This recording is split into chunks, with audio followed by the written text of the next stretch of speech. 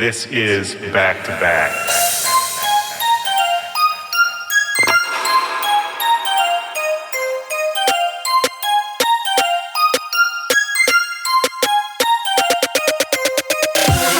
All right, welcome to the show. This is Back to Back. My name is Willy Joy. How are we, guys? How we doing? How was your week? I'm feeling great. Thank you guys so much for all the awesome reactions, all the feedback on the first episode last week. It feels so good to finally launch this project. I've been thinking about doing this for the better part of a year, and to finally have it and to share it with you guys and start interacting with you and just hearing what you think of it and just watching the show evolve. It's a really cool moment, and I'm really stoked. And I hope you guys are too. Last week on the show, we had Diplo. This week, my guest is a frequent collaborator of Diplo. We've got Grandtheft on the show. You might know Grandtheft from his current top 40 pop single, Easy Go. You might know him from his huge smasher of a remix of Sweet Nothing that he did with Diplo a few years back. Or you might know him from one of the literally hundreds of other records that he's put out over his career. He's a veteran. He's a journeyman. He's got a really awesome story. Basically, I think he has the right mindset about how to live and work in the music industry. And I think he's a great example for anyone trying to get into this industry of how to be adaptable, how to be flexible, how to be smart and ambitious, and at the same time not get too wrapped up in the stress and the anxiety that this business can cause. He's just a great guy. He's an old friend. He was responsible for my first booking in Montreal, which is where he came from back in the day. And we'll talk about all that and more. But before we do, I need to remind you guys, I need to ask you guys, I will even beg if you really want me to, although I'd be stoked if you didn't make me beg. Please rate and review this show on iTunes. Go do it right now. It is the absolute best way to help this show grow, to support me.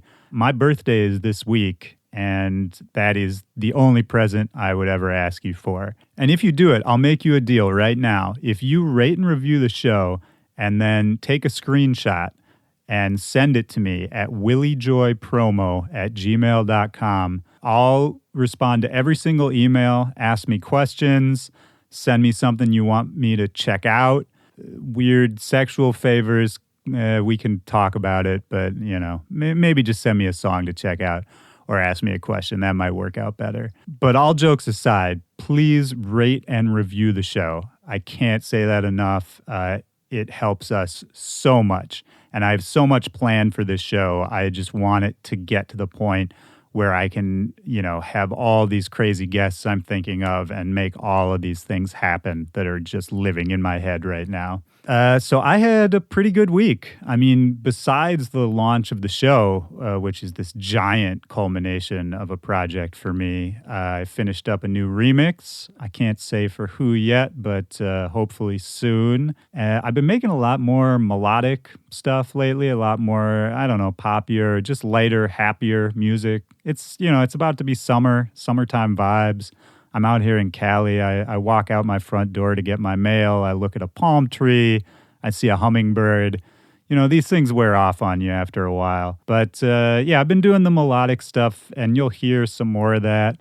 You might have heard it on the Shape of You remix that I put out a couple weeks ago. But I'm getting ready. I'm feeling ready to go back and make some bangers now. And that's fun. I like going back and forth. I think it refreshes your creative energy to work on different kinds of music and different styles. Even just working on this podcast, honestly, has been pretty recharging for me working on music. It feels great to sit back down and really hop into a session now. Other than that, it's my birthday coming up. My birthday's in a couple days, so that's exciting or terrible, depending on how you feel about birthdays. I don't really pay it too much mind. Some people get caught up. Age is just a number, guys, and I'm just going to keep saying that till I die. which might be soon. We'll see, but either way, my birthday's this week. So on that pleasant note, let's get into this chat with Grandtheft. We recorded this out in LA. He rents a house out there. He lives in Toronto, but as many frequently studio ensconced producers do, he's got a spot out in LA, and it's a really nice, I won't say mansion, but it's kind of in that vein that he rents a room with a bunch of other awesome producers and singers out in LA. And we went out there. It was a beautiful day. We sat in the living room, drank some crazy cold brew coffee, and had this chat that you're about to hear. So check it out. I hope you enjoy it. And this is me and Grandtheft. Let's go.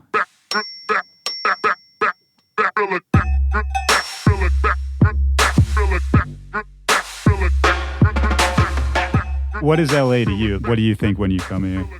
I think good weather, good times for sure. I just like, I don't know. I just like the vibe in Toronto, and I tend to go back there more, but I'm trying to come here more, and there's so many people to work with down here, and I am inspired by Los Angeles still, and I love being here. I always have a good time. Yeah. I just travel so much, so it's nice to go home to Toronto. Yeah. Well, what's the new Toronto? I mean, I feel like there's a kind of scene that's come up in the last maybe 5 years or so of this new generation of new breed of like producers and artists that maybe wasn't there before. Would you agree? Yeah. I just feel like Toronto's kind of coming into its own. It's always kind of had, it's funny because I feel like Toronto has always felt like a lot of the rest of Canada is like, they kind of hate on Toronto because they say, it's a big city and it doesn't really have a vibe. And then Toronto also has like a bit of an inferiority complex to America and like not really being an American city, but considered so American by the rest of it. Well, in the past. But I think that now it really feels like it has its own identity and musically. Yeah, because as an American, every time I would come there, that's like every American's favorite city is Toronto. Yeah, well, it feels like that now. Now every time I go, place in the States, they're like, you're from Toronto, or people in the music industry are like, wow, what's in the water up there? And that's a great feeling. Or like, I feel like being Canadian or being a Toronto artist, I used to be from Montreal too. It's just, it didn't have that reputation. People were like, like, that's cool, but like whatever, Right. You're like... Were you from Montreal originally? You were born there? I was born in a small town called Brockville between Toronto and Montreal. Okay. And I lived in Montreal for a long time. And when did you move out there? Like how long were you in the small town? Till I was 17, I guess. All right. Yeah. So what was that like, small town life? It was good. I mean... Small town Canadian life. Yeah, it was good. I had a good musical upbringing there. Good childhood. Good childhood. And but I was real bored by the time I was like 12. What did your parents do? My dad is a family practitioner, or was. He actually works in like weed medicine, medical field now. Was he doing it back then? No, he was smoking weed, I think. But, right. But he was just like a family doctor, I guess. Yeah, weed enthusiast. Yeah, and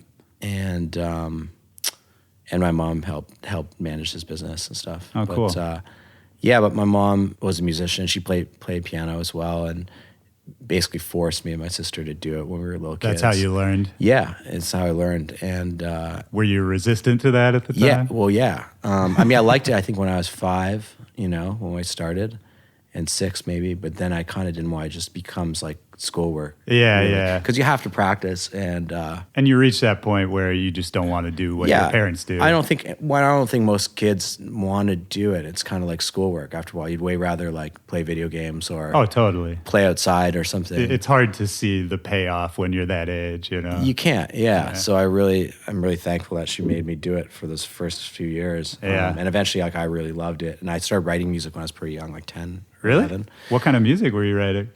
First just music on the piano, and then I taught myself how to play some other instruments, not well, but like drums and bass and guitar.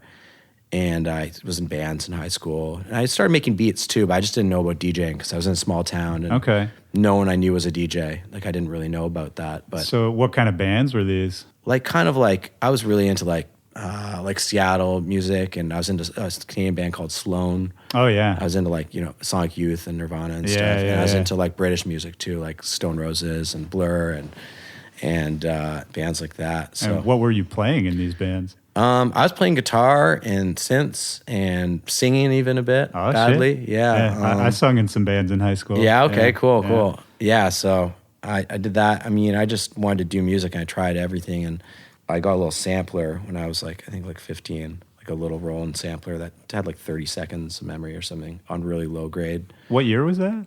like 98 or something. Okay, yeah. Yeah. Yeah. So, Because we're about the same age, I think. and yeah, and then that's around when I moved to Montreal, like shortly after. And then, With your parents, or was that? no, I went there to go to school. Okay. And then as soon as I got there, I learned about DJing really fast because I'd go see shows. Finally got to go see a lot of the producers I liked, electronic acts I liked.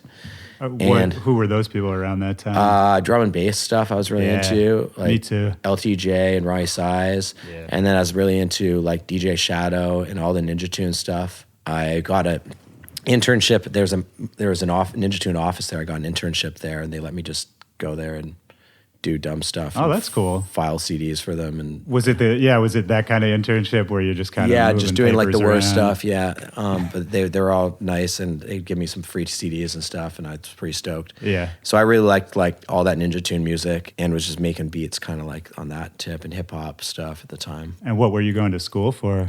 I did like an arts degree and like it's kind of like communications degree. Yeah. But I also like weaseled my way into tons of music classes and like composition classes and sound recording stuff and a lot of places I didn't belong. And so I learned a lot. I learned a lot through that. Were you still doing the band thing at the time? No, Or I were just you full starting on to play out as a DJ? Yeah, little bit? I was just making beats, and then I was hustling some beats to rappers at the time, and I figured out how to DJ. One of my roommates had decks, and no Right. one in the house knew how to DJ really, and him included. Yeah. And we were just trying to like have house parties too, and I'd go out and see like whether I go see DJ Premier or like any kind of guys who I like their music, regardless of what kind, like house dudes too.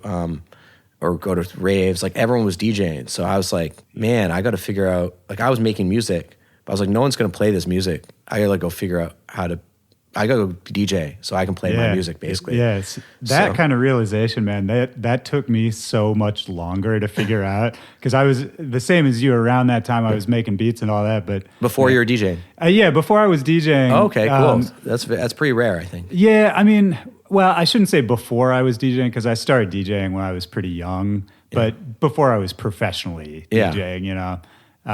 But the shit I was making, no one was going to play it. Right. But the realization for me took so much longer of, you know, if I actually want people to do something with this music, maybe I should make it more appealing or really just figure out how it fits in. That took me a long time. Yeah, well, that was the thing. I just thought no one's going to play this music unless I figure out how to go play it. Yeah. Because that's what I was watching guys do, and I don't know if that was really the right approach at the time, but that's what I thought. So, Hey man, it worked out, right? I don't Well, know. it took I don't a know long what time. the right approach is. I took a long time, but I kind of got into club DJing from there and starting my own nights and promoting nights in Montreal. All while you were still in school? Yeah, and then when I came out of school, I just decided to just kind of give that a go. I was barely making ends meet for a long time, just kind of, like I said, doing a lot of random music stuff, like random music jobs, making music for this, selling beats to rappers, doing a couple club nights a week, and it was so cheap to live in Montreal. I was going to say Montreal seemed like a great city to hustle in. It was man. awesome because it was so cheap to live there. Well, and there's so much culture. Yeah. And at that time, was it still that exciting vibe there? It was, yeah, at the time. Like a good artist community out there? It was, yeah. Yeah. It was awesome. And I just I learned a lot about about making music and about, you know, kind of finding my style and stuff. Yeah. So you're out there, you're hustling, giving beats to people, finishing school, which is something a lot of DJs didn't do. Yeah. And how did that turn into sort of a more professional? When did you start taking it like really seriously? Well, I was pretty serious then. I mean, I came out of school, I decided to just give it a go. Yeah. And it took me a few years of just that same stuff. I don't think I was super focused. I didn't really know. It took me a while, and it was just a different era than it is now. Yeah. There wasn't a lot of resources. Well, and there was no roadmap, right? There's no roadmap. For There any was of no us. one I was literally looked up to. Yeah, I mean, now kids can look up to whoever, to you, to me, to Diplo, to Skrillex, whatever it is, and see, different levels of success and how they got there. Yeah. But at the time we were coming up, I mean, There was actually no roadmap, and it was hard to even conceive that you could really make a whole career off of it. there was no precedent for it. Certainly not with Canadians that we knew, and even the guys in Montreal that were coming up then. Like, I didn't really know. They were just in other lanes, and they were just still. It was so new, really. Yeah. So, there wasn't a much of a roadmap. But I just felt like I could figure it out. I was figuring it out. As long as I was surviving, I was like, I'm good. I mean, I can DJ in clubs, and I was learning and getting better age, at DJing. I mean, that's just living the dream, right? It was, and I was getting better at DJing. I was getting better at making music, and I think looking back on it, I see how fast people are able to do it now. How fast you're able to learn, the resources to learn, and the resources to get your music out now are just so much greater than that. Crazy. They're like exponentially greater. Like at the time, you just really had to hack it out yourself. Yeah. You'd figure out how you made beats, and everyone did it a bit different. Right. And unless you sat down with people and shared secrets, there was no real other way to learn. Do you think people sounded more different back then than they do now because of that? Well, Because now, if there's kind of a hot sound, so many people hop on that sound, you watch a tutorial, whatever. yeah, it everything's is. homogenized a bit more in that way, but there's also so many resources and tools now. Right. So it's just like, it's the same when you talk about making music versus like putting it out then versus putting it out now. Right. It's like so much more democratic now, and there's so many arenas to get your music heard, but it's also super cluttered. Right. And then there was a lot more barriers to entry, and it was really hard to get your head around, but Just different struggles, I guess. just different struggles. It's just different, but it was slow. Everything was mad slow back then. Yeah. And every part of everything was like way more of a struggle than it is now. So yeah, but looking back, it was just a slow build for me. And it wasn't until I met a dude, Raph, DR1, and we started doing some club nights together in Montreal. And were you Grandtheft all the way back then? I was, yeah, actually. But then we started a thing called Team Canada. We started doing a bunch of nights together and like DJing together. How did you guys meet? Just through clubs there. There was a couple nights in Montreal where I would play one week and he would play the other week in the same slots. I got to see him DJ sometimes when I've had a night off. And then we eventually started DJing together, and we had started some gigs in like Kingston and Ottawa around the area. And we kind of came up with this style where we were both hip-hop DJs, but we both like kind of playing other kinds of music. We came up with this style where we were kind of doing routines with records, like all different kinds of music.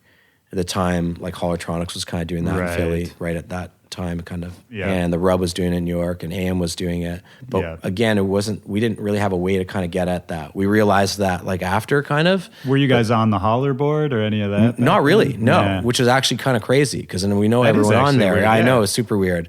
Yeah, we knew about it kind of later on, but we weren't really even. We were just kind of just doing our thing. Yeah, just in a little bubble. We didn't know anyone who really was doing it. In fact, it kind of blew up in Toronto first. We were still playing little clubs in Montreal, but we started a night in Toronto with some guys that we're still friends with. I had this crew called One Love TO, and we started this monthly party, and it was just the shit in Toronto. It was called Shuffle. And when we started, it was just like no one had ever experienced anything like it. So it was very similar to the Rub or Holotronics. Now we realize in retrospect. It's collective consciousness, man. It's so weird how, around the whole North America at the same time, everyone was doing that and not really talking about it. Yeah, and we made some mixes. We made like mixes where we made every remix kind of mashups on those CDs, and then we kind of eventually kind of ended up getting up with the Rub, but not even Diplo and Low B at the time, really. More like the Rub, but even before them with DJ AM. So he found us on MySpace and then brought us to LA, and we signed with his manager. And we were already touring around the States quite a bit, which was crazy, just off MySpace, basically. Just off like mixtapes and MySpace mashups. Yeah, our CD, everyone was kind of playing a couple of the songs off our CD. And we sold tons of those, like tens of thousands of those CDs. Were you doing like out of the trunk style? Yes, we was like with Master P levels. I mean, we were selling them, we were taking them, we were still only getting paid a few $100 a gig. Like we'd come to Toronto and get $500, I think. Yeah. Like travel in, everything in, all in. We'd drive Toronto and play for $500. Yep. at this party that was like sold out. It was like 1,000 people in there at 9:00, and then but we'd go drop these CDs off. We could sign these CDs to at the time Play to Record, which is a record store in Toronto. And sometimes like a skate store in other cities or a record store, whatever the cool store is. There was like one in each city, right? And we would consign CDs for them, and because they wouldn't buy them from us. So we'd say, just give us $10 a CD, which was crazy. Yeah. And they would. And we'd come back and we'd make $1,000 in CDs or something. And then, so that was the first time we ever saw money really in music. Because it's an eye-opening moment, right? It was a huge eye-opening moment. And we had to keep repressing them. Like I said, we sold a lot of those, and they were dubbed to death. So we got to tour around off that, basically. That's great. And that was kind of my first break, really. Yeah, I still remember, I don't know if you ever went to Gramophone Records in Chicago, but I don't know. They got my first mixtape on consignment, and like when I saw it on those shelves, that was like so the sick. Happiest. I could have quit right then. Yeah. That was like the happiest I'd ever been. Yeah. Yeah. You're like, I made it. Yeah. I'm good. So you're out there, you're touring now, and in Canada, I mean, you guys got pretty big, right? Like it was... For a few years there, kind of like a pretty hopping career. Yeah, well, we toured all over the world too. We toured more in internationally, the States. even more in the States, yeah. And eventually, as soon as we kind of broke in the States, we were just DJing everywhere. Okay, and not as much in Canada, but a bit still. But yeah, it became really big in Canada, and then internationally, man, we went to Asia a bunch. Yeah, we did China real early before a lot of people were doing China. Well, we were in China like 2005 and 6. Because you've always, and I noticed this even back in the day that you were going to Asia all the time. How did that happen? Because I never knew then. I was like, how does anyone do that? I know. It was crazy. Well, I don't know. It's the same thing. People reach out to us on the internet, like on MySpace and stuff. There were expats that would come from Toronto or the States, and they would live over there and do shows. I kind of missed the MySpace booking era. It was so crazy. It was so nuts. And then eventually we had managers. Like we had an LA manager. Yeah. So the company that became Dexstar, I guess, now. Oh, okay. Yeah, so they managed us early on. Oh, okay, it was gotcha. AM's manager. And what was going to Asia like back then? Because now it's so huge for DJing and what we do, but back then, were they just kind of staring at you? Or? Yeah, it was pretty weird. China was very weird back then. I was actually just telling some other DJs about that last night, because we're talking about going there now. I said, like, then it was just so new and so much less westernized, like Shanghai, Beijing. It was just really rough around the edges, and they didn't really know anything about Western music. What would you even play? There was no frame of reference. Well, we were just kind of doing our thing and playing hip hop and other music, but they didn't know. We realized they didn't know what you take for granted, like the lexicon, what music people know here. It was like communism not that long ago. They're like heavy. Yeah. So like things would leak in, like Michael Jackson. But like on most super delay, probably. But most because he would go. But most music didn't really get there in the same way. Right. So they didn't have any frame reference for hip hop really, or where even hip hop came from, or the funk and disco and stuff. Like they just don't have the same musical history. Yeah. Would they get down? I mean, would they party? Yeah, a bit. Yeah. But they also were doing these crazy ball service clubs, and people, because they were just copying what they saw in America or elsewhere, and they didn't really know how to do it, right? Yeah, it's like watching like a silent film or something. And and they were just like, they're like, okay, so they just set up, and these clubs were just filled with not just tables, but they still actually do this in China, with just maximum lights and like maximum everything, maximum LEDs, maximum lights, like no regard for style or like environment or experience, just really just like do it real big. Basically, like, we could fit some more in there. Well, then of course we'll fit some more. We'll do it. There, we'll just do it bigger than the next spot. You know? Right. We're like that spot, but we have more lights and more LEDs. That's why you should come here. Exactly. So it's pretty crazy, though. It's just like, culturally just different, too. And now I think it's kind of mellowed out a bit. You know? Now when I go there, it's like, I think the Olympics helped change the whole vibe and the manners and everything, the kind of just general respect for other people. Like it was different then. Now I feel like it's just... Would you go and get a lot of stares just as an outsider? Yeah, not even as much that, more just like it was a big culture shock. Whereas now going there, I find it's pretty chill. What's your ethnic background? I'm half Japanese. My mom's Japanese. Both my mom's parents were born in Japan. And do you go back to Japan a fair amount? Do you have any family back there? Yeah, kind of. I mean, more just really distant relatives, but I have one cousin that lives in Osaka. And I go to Tokyo once or twice a year to DJ, or even if Right. I'm in Asia, I'll just go for a few days. It's like my favorite place to go, my favorite city to go to. Yeah, man, I got to get some tips for you. I think I was telling you I'm going to go out there for the first time So sick, over the dude. summer. Oh, I'm so excited for you. It's like Yeah. my favorite city to go to. I can't wait, man. I really can't. That is true bucket list stuff. To take it back for 2 seconds, because you mentioned the Olympics, you were actually the DJ for the Olympics back in the day, right? You and and Raph. Yeah, well, we did. It's funny because we just called ourselves Team Canada. It was just like a name to us. And it has like a hockey connotation because hockey is so big in Canada. And it's like Team Canada usually refers, it has like a... The national connotes, team. Connotates like hockey for Canadians. And I don't even remember how we came up with it, but it was just what we called ourselves. It's a great name. It was very like unofficial. It was just like our thing. You're claiming the whole country, man. It's big, We were big balls. I love it. We were, yeah. And but then it was amazing because we got requested to be official DJs on the metal stage when the Olympics were in Vancouver and Whistler. So we played the Whistler metal stage every night for a month, like before the medal ceremony. Oh, so just like warming up for the ceremony? Well, no, we do or like were an people actual full dancing? kind of show. Yeah, it'd be 5,000-6,000 people at the medal ceremony any given night, and it was a full show and a dialogue. Like we had like it was scripted and like partly really? televised stuff. Yeah, it was pretty crazy. And then so it was a really different gig for us actually. I mean, were there a lot of restrictions on what you could play at? Yeah, Imagine? there were little bits where we could do our thing and other things where we had to play for dancers, and it was actually crazy. But it was 2010. We were playing on a podium with the Olympic rings on it, and we were like, "Damn!" Yeah, we're like, "Yeah, this is official," you know? Yeah, it doesn't get much more so official. that was like one of the last things we did actually before we both moved on to other stuff. Right. But, it was pretty awesome. And were you operating the Blue Dog in Montreal at the same time there, the venue? At that time, that's funny because Blue Dog is the first place I ever DJ'd. Really? It's the first place in public that I ever DJ'd. Really? At the time, it was owned by an old Portuguese guy, and I went with a couple older friends I knew with their turntables and set them up on a pool table there. It was like a older lesbian bar, basically. Okay. At the time, and we brought like 40 college kids and had a party in there with Sick. them, and it was awesome. Perfect, yeah. And played like drum and bass and rap, and that was way back in the day. And then later on, I ended up back in that same spot DJing hip hop night with DR1. Yep. And that was kind of the formation of Team Canada, and then that bar closed. And because of fines, it was just run into the ground. It was basically just run by bartenders because the owner was just never there.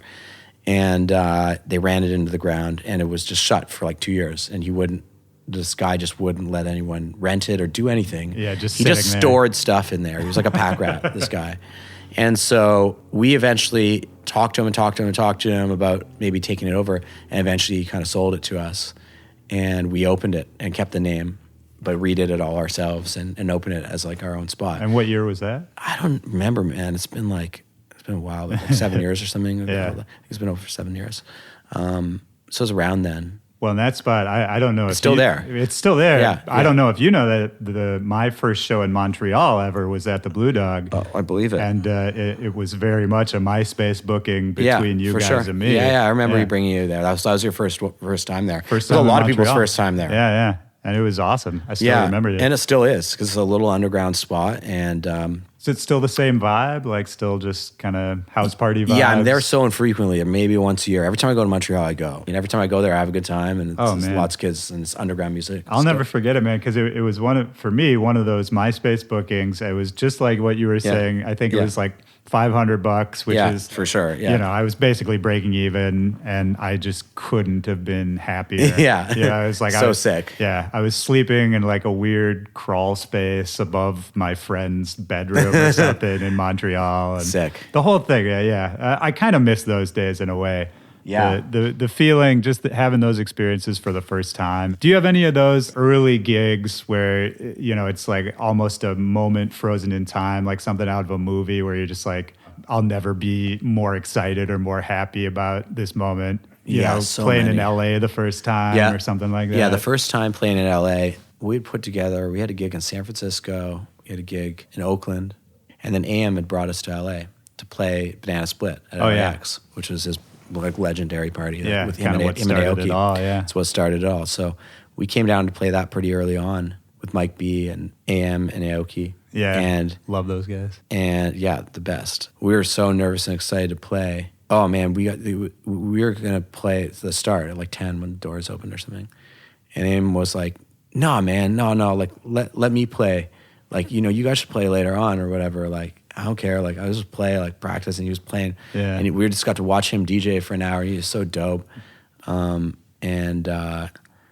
it was that was an amazing experience. And then we got to go on after, like he played before us, and we got to go on after, and there were people there and do our thing. And that's kind of intimidating too, though, to play after him. Of course it was. Of course it was. Yeah, he's the greatest. I did this Lollapalooza after party one year with me, him, and Small Town DJs. Oh, amazing. Another Canadian duo. Oh, those are my dudes. Oh my God, the best guys ever. Yeah. And AM went on and played. I went on first, then AM went on and played, I think, like 3 hours, 4 hours. It was, it was an internal like staff event. So it's like all the Lollapalooza staff. Yeah. The festival was over. And he was playing old Suicidal Tendencies and punk records and just mixing it all up like he does. And he got done and he was just so psyched and so happy to play for, these 50 people that were there. He had just headlined Lollapalooza at the time. And I don't know, man, it's one of the only real interactions I had with him. I didn't know him super well, but it just left such a strong impression on me, how much he loved the music, how excited he was to just be around people who got it and who also were excited about the music. Yeah, I mean... Did you know him well? Yeah, I was friends with him. He was a great dude, and yeah, you're spot on. What your insight in that one experience is just super consistent with every experience I had with him around DJing and making music, and he was so passionate about it, and he was so passionate about getting music and knowing all kinds of music and appreciating it and DJing it and coming up with mixes, and even just the craft of DJing. No matter how much of a celebrity he became, he was so into DJing. Like he would DJ for hours. Like, one thing that stuck in my head is I remember I played a lot of events with him, and I ended up coming down here and playing that thing a lot myself. Right. And doing other shows with him all over. And I remember one time we were playing like in Edmonton in Canada, just like a random time. And I ended up having to play like some other room or something. And he came up, and no one was really up there. Like I wasn't playing the main room of this thing, and it was just kind of like people milling about. And I was like, and he came up and sat behind me the whole time I was playing before he had to play. I was so bummed because there's just no one there, and I was just kind of like trying to DJ well, but I was just like, I wasn't inspired at all. And, of course. And I said something like that to him, like to the effect of like that it was lame, or like it's lame. This is a lame. Yeah, I'm in the lame room. Oh yeah, no, totally. Which is a common feeling. Which was true, right? But he said to me, he's like, "Dude, you're getting paid a bunch of money to practice, like to play music, dude." He's like, this is pretty much the best thing ever. Like, what are you talking about? Like, legitimately, not even trying to be, overly positive. He was just like, didn't even understand how I could think like that. And I was like, what's funny is that's also true. Yeah, right? It is like completely true. Of course, that's the reality of it. Yeah. But I was also just kind of nervous playing in front of him, even though he was my homie, and he was just so dope. And one of those things that just stuck. Many things they said to me over the years stuck in my head, but that was one that was just like, just appreciate playing music for a living, like in any circumstance, and it shouldn't, no matter what things, how big you get or whatever opportunities you get or whatever big shows you play, you shouldn't care whether you're doing something like I was doing there or playing for 50 people that don't really care. Like, then turn it into your own fun and like DJ, weird records and make, just enjoy it. I think it's so easy to forget that too, because we live in a state of anxiety, I think, as DJs and musicians. We're all competitive, we're all ambitious, we're all trying to get to whatever the next level for us is. But at the end of the day, we're all just lucky to be here doing this, Absolutely, man. And I really do truly feel that. And as every year has gone on, I've been doing music for a long time now. So it's like, I'm not new to it. And every year I feel like I've just got such low expectations for that. Like I'm very driven, super ambitious, and like I love, playing bigger shows and making bigger tunes, but by the core of my enjoyment of writing music is the same as it always was. Yeah. That sounds really altruistic, but it always kind of remained there. I know that I'm in it to write music and to go and play my music. So whatever level I'm doing that at, it feels good to me. And I also have very low expectations of what I should give back, because I don't feel like I'm owed anything. Right. I already had one run at it. I'm having another run now, and I always feel like I don't know what I'm gonna do when I grow up. Yeah, right. But like this is dope. I honestly do feel like that. I really feel like every day I get to do something cool, or like go play another show or festival or something. I'm like, this is crazy. People are always like, what's the craziest thing though? What's the craziest moment? What's that wow moment? I'm like, dude, like every week. Yeah. I really am like, wow. Yeah. All the time. And I really don't get jaded by that part of it. Like sometimes the travel's rough, or things about it are annoying, or there's crappy people in the music business. Yeah. Things can get you down. But like overall, my outlook is very optimistic and very unentitled, because Have you always kind of been that way? You strike me as a pretty even-tempered kind of guy. Yeah, but like when you're younger, it's easier to be just like, you're just hungry to have those experiences. You want it all now. You want it all now.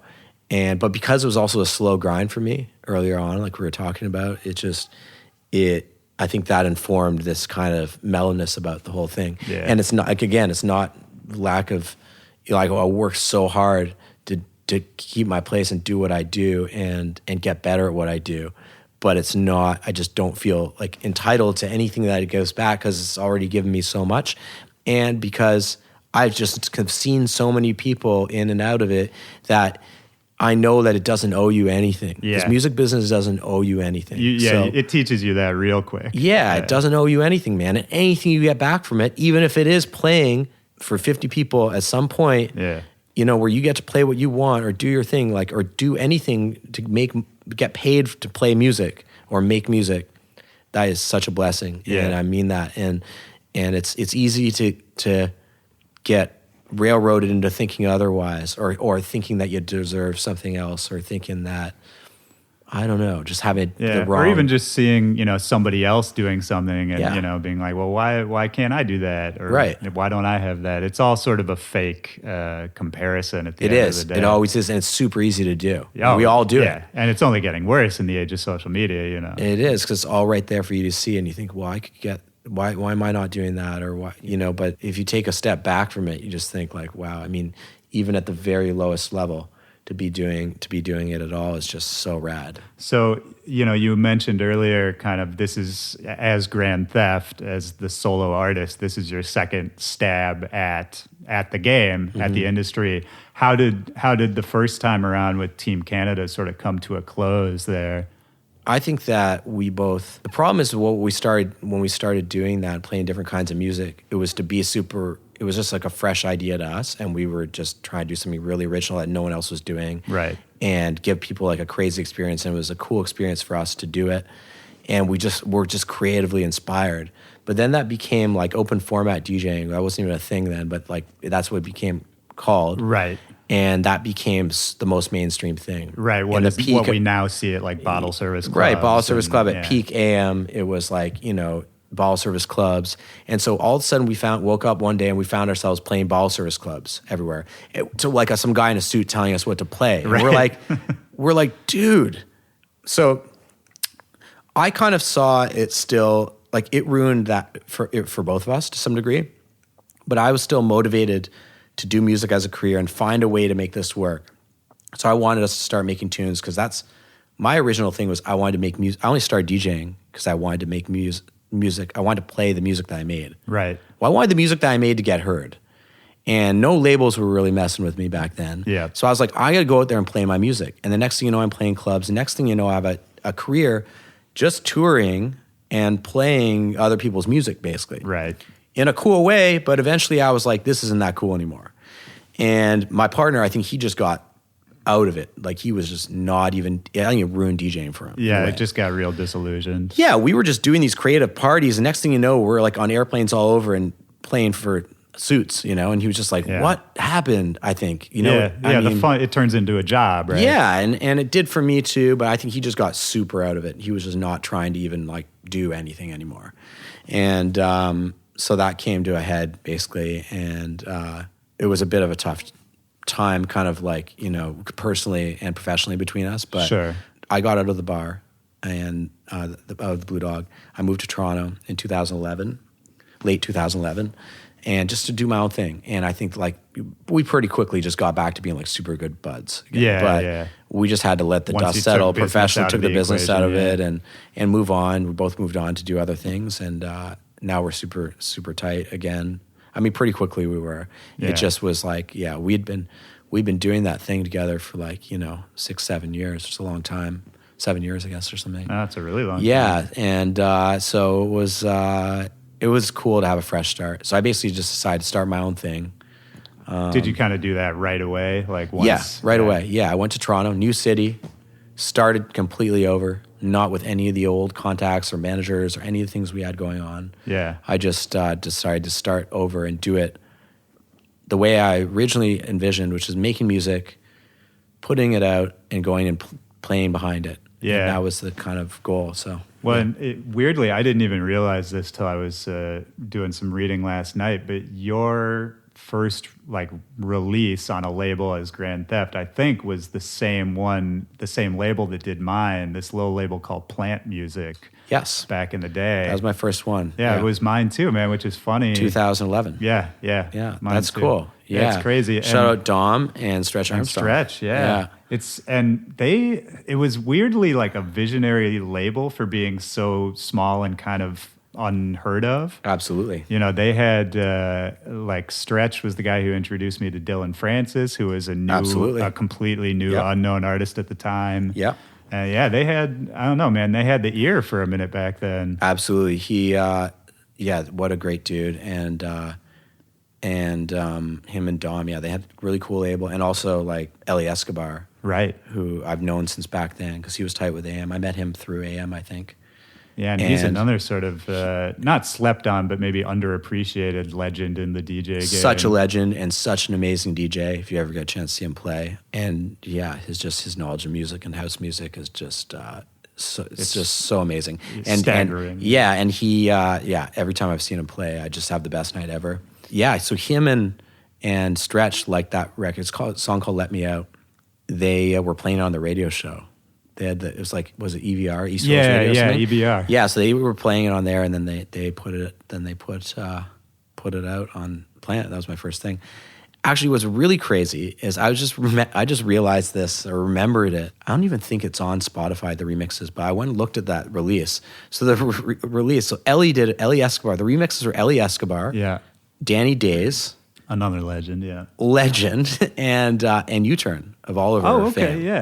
Yeah, it became Oliver. Oh, that's great. It's crazy. And it's kind of like a housey, it was like a house record. Much, but those remixes were all so sick, and it's just crazy. Like, those guys are all just such bosses. Dude, it's funny you say that because, again, I had the exact same thing where the tune... What was the tune you put out? It was called Woman Like Me. Woman Like Me. It was a dope tune. Yeah, thanks, man. It was also a super mellow, like, house record. Yeah. Just this little, like, a cappella sample of some pop record that I stole and told them I made or something. Yeah, and for sure. Yeah, and it was a great record. And then I did a little remix EP, and on that remix EP was Dylan Francis, Flostradamus,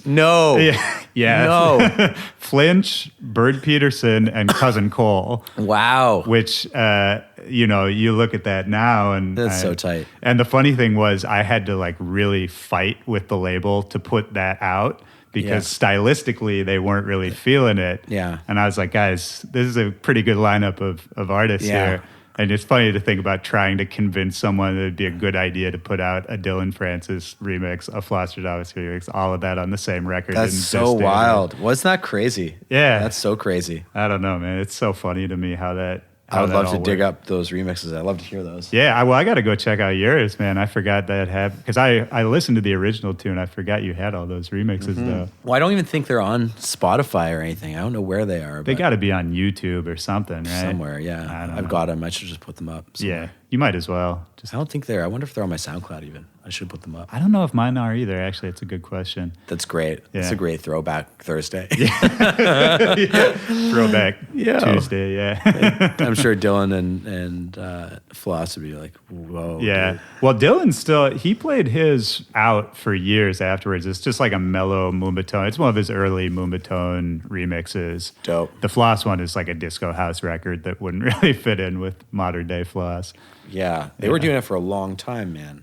Yeah. I mean, I think a lot of their current fans don't even understand, how many tunes they put out prior to Trap Flosstradamus. Well, they were around, I mean, if not right when we started Team Canada, shortly after. I mean, they were around. Yeah. I remember them coming to Montreal and doing a show with Kid Sister and being around for that time.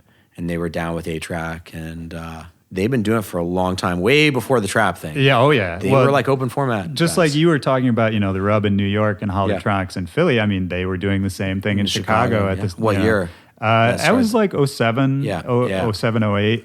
That was right when I moved to Chicago, was right when they were starting their kind of seminal party, which was called Get Out of the Hood. Right. At this tiny, like 75-person capacity bar. So sick. Oh, man. The vibes just unmatched. Sick. That's so sick. Shout out Flosstradamus. Shout out Flosstradamus, man. And yeah, I was just at Kurt's wedding last weekend, man. That's awesome. It looked like a great time. It was incredible, man. Just like until we just said this right now, sitting here, I didn't think about, it's been probably 10 years. That's when I first met him, was at those parties in Chicago. And it's amazing. Going to his wedding a decade later, man, he's become such a close friend. It's awesome. It's crazy the people that the music industry and the DJ world brings into your life. And it's really awesome. From all walks of life.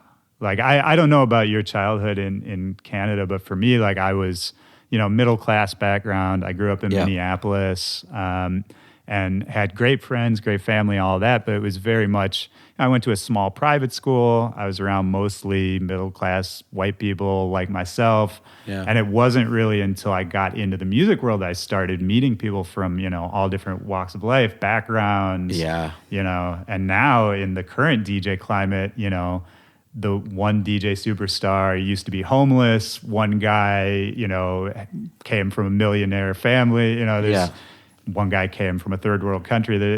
I love, that's maybe my favorite part, is just all the different people it brings together. I've met so many great people from so many great different places and different walks of life, even from early on, even in Montreal and Toronto and just traveling early on. But yeah, a lot of those people have become, my closest mates now. And a lot of them have just inspired me in different ways. Like you said, you meet different people from different walks of life. It's great for that. Yeah. We're really lucky for that. So how did you go, what was sort of the progression once you put out the first single on Plant, you're a Grandtheft solo artist at this point? Was it sort of another slow ramp up like the first time? Or were you able to kind of use some of the experience and connection to focus what you were doing a little more? No, very baby steps. Yeah. I mean, so I did that. I then put out a single or a 2-song release on Main Course, which is Neoteric and Astronomer. Yeah. Shout out those guys, all rad dudes. The best. So they put out my second record. And was that Flying? No, that's not true. I'm lying. Okay. The second one I put out was on Top Billin'. Oh, yeah. Helsinki Yeah, Cats. another label I have. So I met them. We'd gone out. Team Canada, they brought us over to do their party in Helsinki back. And those guys are so awesome. They're so good, yeah. I haven't seen them in like forever, like 10 years or something. But I partied with them in Finland too, man. Yeah, the best. That was the best. So yeah, Top Billin'. So then I put out a record called My House, and the B-side was called Hear This with DJ Theory. Oh, I remember that tune. Yeah, that one was kind of like a Major Lazery kind of turn up like thing, and the first one was kind of almost like a Dirty Bird kind of thing. My House, and it was like a rap sounds, but like 130 BPM kind of beat. I don't really know what to even call it. Yeah. But it's sort of like proto styles of what's popping right now, right? It sounds dope to me. I pulled it out the other day. I was trying to do an edit of it or kind of like freshen it up for now, but it still sounds dope to me. I think somewhere in there, I'm probably mixing it up, but I did the Sweet Nothing remix with Diplo. Oh, yeah. And that was a what seemed to be like a That big was a break. big one, Exposed right? me to a lot of people. How did And you link up with Diplo for that? I had met him. I think I met him at a festival, and he was playing a couple of my bootlegs or something. Yeah. I think I met him in like 2012 or something. So not like really back in the day. Back in the day, I'd been to his shows and stuff. Like he came to Montreal like way back in the day. Like, and when we're talking about what Floss did stuff, like he came play a show with Chromeo and stuff. He's always been a road. He's dog, always been yeah. around. Yeah. So, but I didn't meet him until not that long. So it was like 2012 or something, and stayed in touch a bit and would send him stuff. And then I had that idea for like a bootleg, actually. I actually started a little draft of this Sweet Nothing thing. Okay. Where I wanted to do it, flip it into like a rap beat, basically. But there was not a big, there wasn't like a precedent for that. Like I just wanted something to play in my set. Yeah. And I had this idea for exactly how I was going to just chop it up and make this thing. So I started doing it. I sent him this thing. I was like, it'd be really sick if I had the acapella. Like, so I remember I asked Benzie and I asked Wes. Yeah, Yo, those are the two people. The two you guys should was like, ask, yeah. can you get your greasy hands on this acapella? And Benzie, I don't think Benzie hit me back. He said he couldn't or something. And then Wes said, yeah, I'll try. And then he didn't. And a couple weeks later, like I was playing it for DJ homies, and they were all like, dude, this is like the craziest thing. We've never heard anything like this. And everyone's like, can I have that to play? I was like, well, I'm trying to get the acapella. Like, I just think I could make it a little better. And then I hit him up. I was like, look, man, don't worry about it. I'm just gonna put this bootleg out. He's like, wait. Calvin just hit me back. And he's like, here's the acapella. I was like, cool. Like, that's awesome. Like, do you want to work on it with me? Like, I appreciate you getting me this thing. So he's like, yeah, sure. So we just did some back and forth. We didn't ever go in the studio on that one. We just did some back and forth on the internet. And he was like, okay, it's done. Like, let's just put this out. That's how he rolls. Right, yeah. Don't think about it too much. Yeah, don't think about it too much. Just put it on SoundCloud, whatever. I was like, well, maybe you should send it to Calvin because he did give us the acapella, and I just think like it seems like the right thing to do. Yeah. Rather than just bootlegging his song. I remember he said Calvin doesn't like rap. Calvin won't like rap music, or Calvin doesn't like rap music or something. I doubt he'll like it, but I was like, okay, well, whatever you think. Right. And then he hit me back like later that night or something. He's like, whoa, Calvin loves it and he wants to put it out official or something. And so then it was like official remix. And and I felt like, oh man, that's so dope. Like, this is going to be a game changer. In a way it was. Yeah. But I think it was after that I put out the Top Billin' thing. I still didn't do anything on Mad Decent. I put out this Top Billin' single.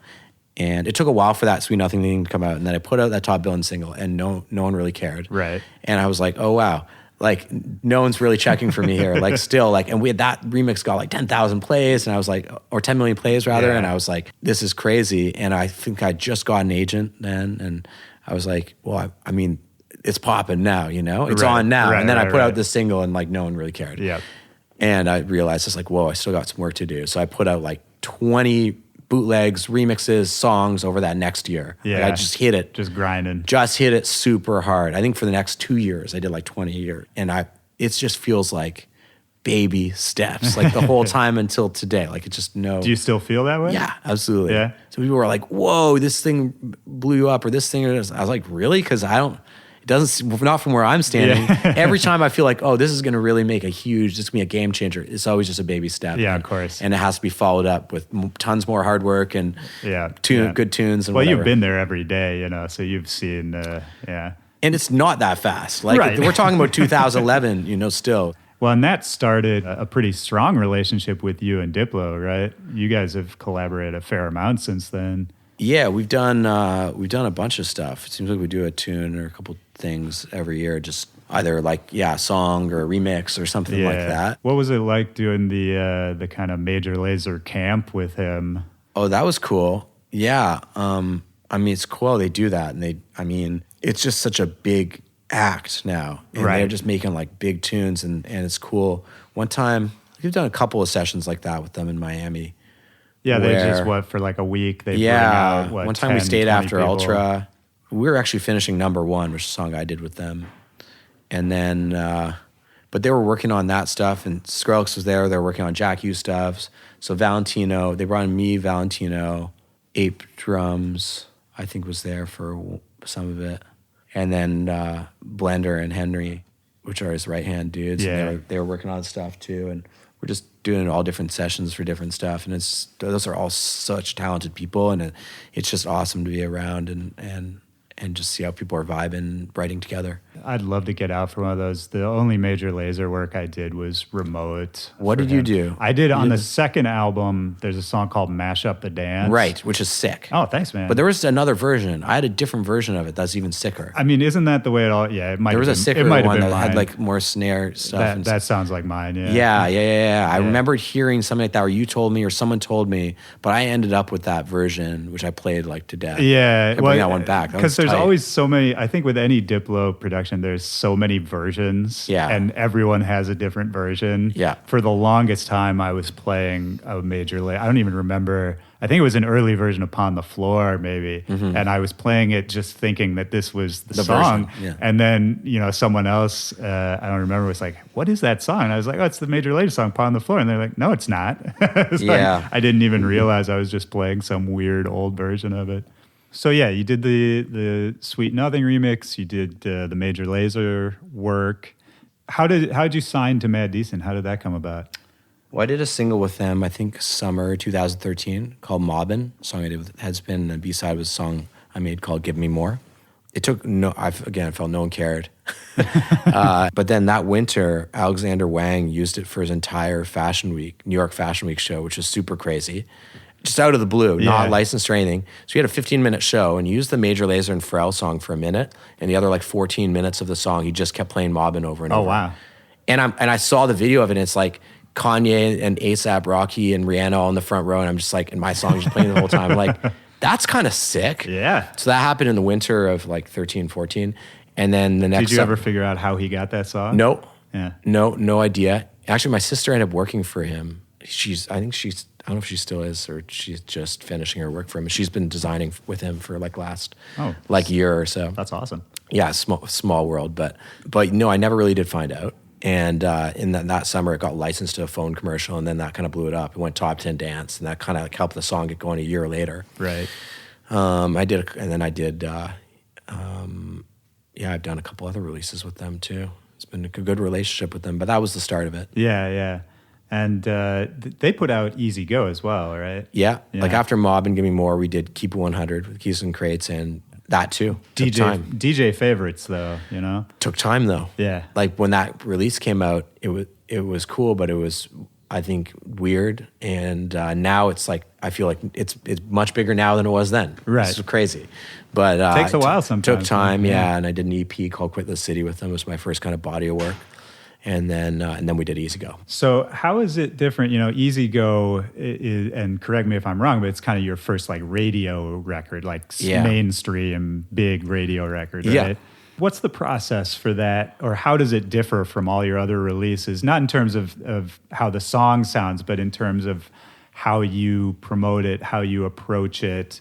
Like, did Mad Decent sort of pick it out and say this is going to be a different thing, or was it a sort of a natural surprise? It wasn't a surprise. Well, I mean, the success of it is surprising, like how far it's gone. Yeah. That's surprising, I think, to everyone to some degree, because you never really know. No one has a crystal ball. Right.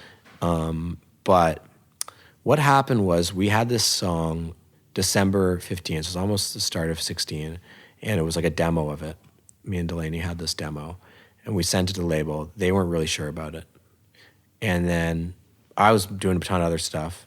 I was finishing number 1 with Major Lazer, put that out at the start of the year, and I was finishing other stuff. And so we just shelved it for a minute. And then in the spring, my manager was like, what happened to that song? Like, I'm going to go back to Mad Decent and say, like, are you sure? Because this seems like it could be a big tune. Yeah. And that beat was already old when I sent Delaney, and we had the demo, and it felt kind of old to me, but I believed in the song, but I knew it would need work to be put out. And if the label wasn't enthusiastic at the time, I thought, we can do something with this, but I'll just shelve it for now. And then in June, last summer, the label was like, yeah, actually, I think they were just more into it at that time for whatever reason. And my manager's like, great, let's put it out. Those managers are. Jump on it. Yeah, and I was like, whoa, like, this is just old to me now. So I want to redo the whole thing. Delaney wrote another verse with Sean Frank. He co-wrote it. And they sent me some more vocals, and I just redid the whole beat, like from scratch almost, pretty much. And I wanted to be futuristic, and I just wanted to just be totally like new from what it was. And then everyone was stoked, and we went to put it out. It was kind of an interesting thing. So Matt Eason uses or retains a radio guy, this guy Mike Lieberman, who's awesome, really straight shooter and good dude, super hustler.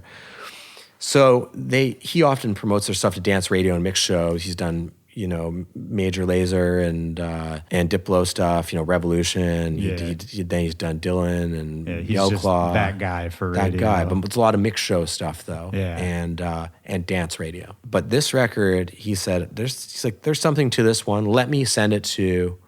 We said, can we go to radio with this? And they said, well, send it to Mike. And then he said, well, let me send it to a couple people. So he sent it to a couple programmers that are kind of his litmus test. One guy in San Francisco and one guy in Miami. And they both really believed in it. So they came back to him and said, Miami said, this could be a sleeper hit. And the guy in San Francisco is like, smash. So he's like, that's weird because they don't ever say that. These are pop radio guys. This isn't dance shows. Right, yeah. These aren't dance shows. So he's like, I think we should give this a go. And Matt Eason was like, cool. And they supported it. They put some money behind it. And at the same time in Canada, this is kind of interesting. I was on Sony in Canada. So we'd carved that out. Matt Eason had the rest of the world. And I released on Sony in Canada on a major Mike Blast EP. And they didn't go to radio. They didn't go to radio with Quit the City. Sony didn't. They said they were kind of going to, and they kind of didn't. And on this one, we said, well, we're going to radio in the States. You guys good to go?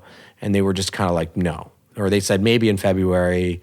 We're not really sure. They kind of hummed and hawed. Yeah. And then I said, well, why don't we just go to radio with it anyway? And then we said, well, why aren't we doing this with them? Outside of them, yeah. Well, yeah, and then we said, why are my managers like, well, we'll just do it on our own. So I actually, at the final hour, pulled out of the deal. I signed the record to myself, to my label that I didn't even have before. Right. In Canada. Yeah. And I paid to go to radio with another company in Canada.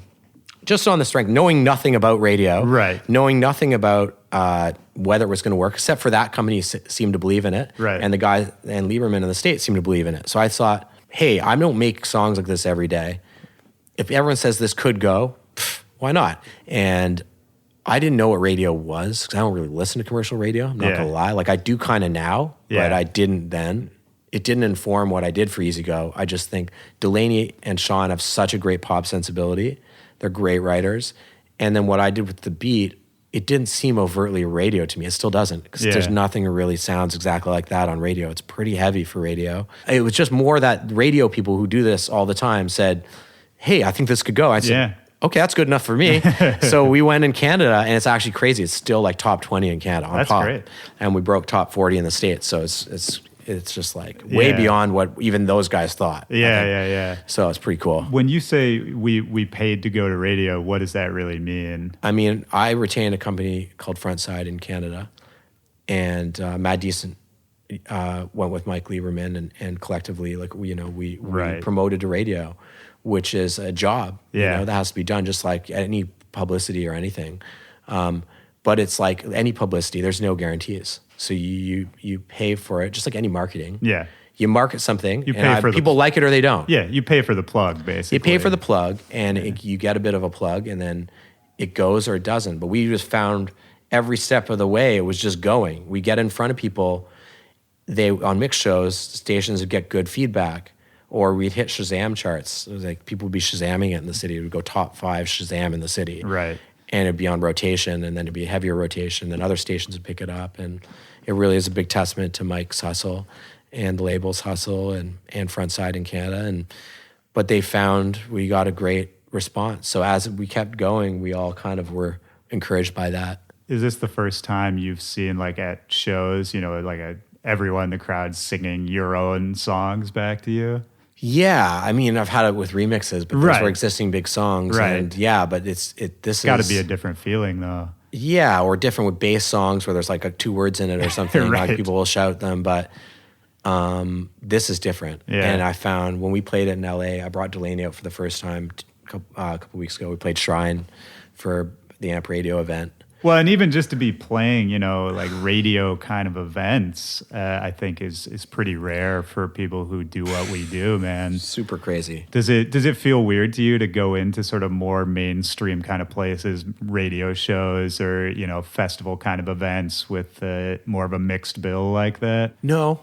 Yeah. No. I thought it would, but not really. Yeah. Has it changed your approach a little bit as far either not DJing much. or producing? No. Yeah. No, not really. Not really with either. Because there's definitely some pressure to come with another radio song because stations are asking now. And we have a nice little lane in there. And I have all different kinds of songs. One of them we think might fit.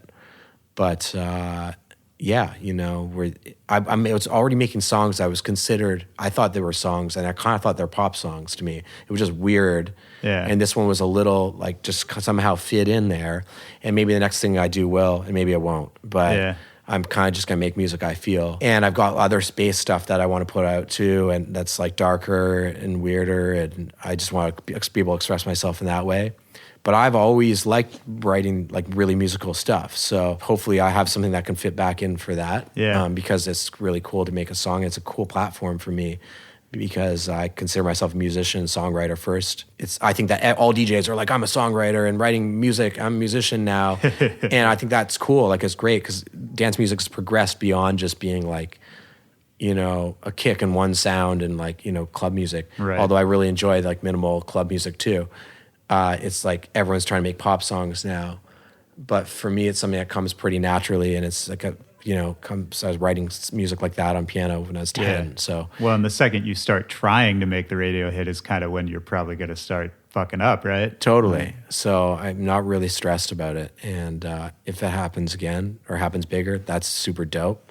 But I'm just trying to write good songs. That's it. Yeah. Well, hey, man, I think that's kind of the right attitude to have. I think it's one a lot of us could learn from. You're a very even-keeled guy about all of this. Yeah, I just don't know any other way, man. I mean, you just said it the best. Like, you can't strive to please people. You can't strive to do something that's the right thing. Because we didn't with this one, and that's the proof. Yeah. Like, it's cool because we did this song. There wasn't 10 A&Rs telling us what to make. There wasn't, teams of writers and teams of people working on the record. It was just like someone we just made. Yeah. So, and it went top 40 pop. So it's like, that showed me that I was like, you don't need any of that stuff. You just need to know what you believe in yourself and believe in the music you're making and feel it yourself. And other people will feel it. Not everyone on radio is going to feel it necessarily. Maybe someone else will, but I just try to make music that I like myself and that I want to listen to. And then, hopefully people want to listen to. But you can't control what people want to listen to. Right. You can, but if it's coming from an honest place and something you really want to listen to, then that's all you can really do. And there's other people like you out there. Well, and throughout, or similar taste, Yeah. And throughout this whole conversation we just had, you mentioned a whole bunch of records you put out that you were like, it didn't really pop up like I thought it was going to. I thought that was going to be the record. Maybe the times just caught up to you, man. Maybe, yeah, or just whatever. Like, there's so many factors, right? Or maybe it's just that one random intersection of the, time, place, push, whatever it is. And you can continue to win sometimes and lose other times. And you can't let that really inform how you make music or what you make really. Yeah. Yeah, you're influenced by so many things you can't even really qualify in your head. That you just kind of go sit down and make music. And you're influenced by all these things. But if you're really like consciously trying to like do this specific thing or copy someone, it's like, or make something what you think people want to hear, that's never going to really be something that anyone wants to hear. And it's really easy to tell when someone's doing that too. Yeah, and sometimes that stuff is even successful, but it's in spite of that process because I don't think that that's the approach. Yeah. Not for me anyway. This has been great. It's, I've known you for a long ass time. Yeah. And yet, as we're talking, I was realizing I don't really know anything about you, which has been kind of a cool thing of doing super these cool, shows. man. Yeah, this has been a cool chat. But yeah, man, you're a hard worker. You're a prolific dude. You're a road dog. You're playing everywhere, every night. And, Thanks, man. You too. You're just an even keel guy. It's good to see one of the good guys winning. Thanks, bro. You too. Yeah, thank you, man.